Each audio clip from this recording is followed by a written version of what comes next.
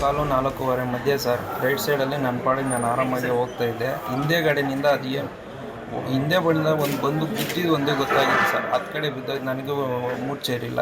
ಅಲ್ಲಿ ಲೋಕಲ್ ಅವ್ರಿಗೆ ಒಂದಿಬ್ಬರು ಯಾರೋ ಬಂದು ಇಬ್ಬರಿಸಿದ ಮೇಲೆ ಈಚೆಗೆ ಬಂದಿದ್ದು. ಈಚೆ ಬಂದು ನೋಡಿದಾದ್ಮೇಲೆ ಗಾಡಿ ಬಿದ್ದೋಗಿದ್ದು ನಾನು ನೋಡಿದ್ದೆ. ಆಮೇಲೆ ನಾನು ಮೊಬೈಲ್ ತಗೊಂಡು ಅಲ್ಲಿ ಅವ್ರು ಎಲ್ಲಿ ತಗೊಂಡು ಮೊಬೈಲ್ ತಗೊಂಡು ನಮ್ಮ ಫ್ರೆಂಡ್ಸ್ ಇನ್ನೊಂದು ಗಾಡಿ ಹೋಗ್ತಾಯಿದ್ದೆ. ಅವ್ರಿಗೆ ಫೋನ್ ಮಾಡಿ ಅವ್ನು ಬರೋಕೆ ಹೇಳಿ ಅಲ್ಲಿಂದ ಅವನ ಹೆಲ್ಪಿಂದ ನಾನು ಹಾಸ್ಪಿಟ್ಲಿಗೆ ಬಂದು ಹಾಸ್ಪಿಟ್ಲಲ್ಲಿ ಅಡ್ಮಿಟ್ ಆಗಿದ್ದೆ ಸರ್. ಇಲ್ಲ ಸರ್, ಏನೂ ಇಲ್ಲ.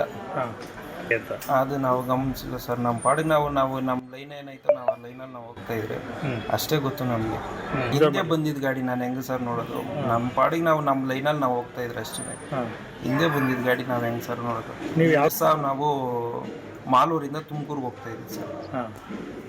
ತುಮಕೂರಿಗೆ ಹೋಗ್ತಾ ಇದ್ದೀವಿ. ಟೈಮ್ ಎಷ್ಟಾಗಿತ್ತು ಆ ಟೈಮಲ್ಲಿ? ಒಂದು 4:15 4:15 ಸರ್, ಅಷ್ಟು ಮಧ್ಯೆ ಅಷ್ಟೇ ಸರ್. ಸರ್ ನಮ್ಮ ಗಾಡಿ ಹೌಸಿಂಗ್ ಎಲ್ಲ ಮುರಿದೋಗಿದೆ.